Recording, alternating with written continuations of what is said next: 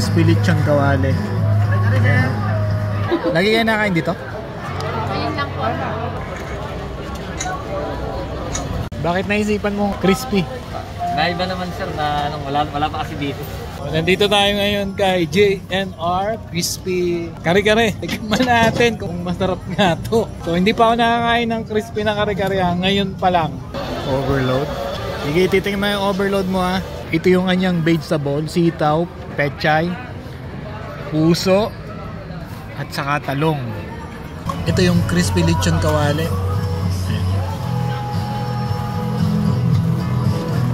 Ito yung crispy chicharon bulaklak. That's been deep fried to golden perfection. Ito sir yung overload. Yan yung overload. Yung onion sauce oh. Malapot din ang sauce niya. Meron siyang lechon kawali, crispy, may talong, baked sabor, crispy lechon bulaklak. Chili sauce. Malamang. Kare-kare. So ito na yung kare-kare natin. Ang kare-kare kasi ay isa kong paboritong ulam. Diet. As in diet, pero kain ng kain. Itong classic kare-kare dish, ginawa nilang crispy kare-kare.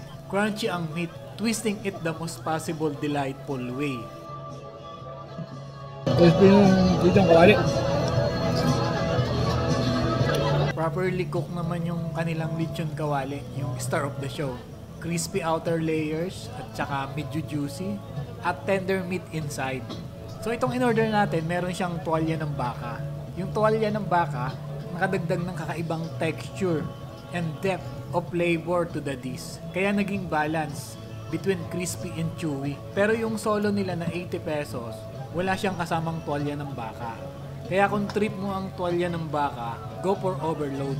At huwag natin kalimutan ang crispy chicharon bulaklak. Crunchy at saka satisfying naman. Ito yung mga crispy bit niya ay nakadagdag din ng extra layer ng sarap. Of course, we can't overlook the vegetable. So mas naging creamy siya at mas naging tasty to provide the perfect complement to the crispy elements of the dish. Ano na kain nyo? Chicken? Ano bumili? Ayan. Rice meal. Doon na kabila? Magkano ang ganyan? 70 pesos? Ayun yung nakain nila. 70 pesos. Shoutout ka na ate. Kaya anong pangalan mo? Janet. Lagi kayo nakain dito? Ayun lang po. Ngayon lang? Ako, lagi. Suki ba? Masarap yan? Masarap? Parang hindi ko pa natitikman yan. 70 pesos. May rice na, no? Hindi ko napansin yung kanin. Gusto yung kare-kare ko.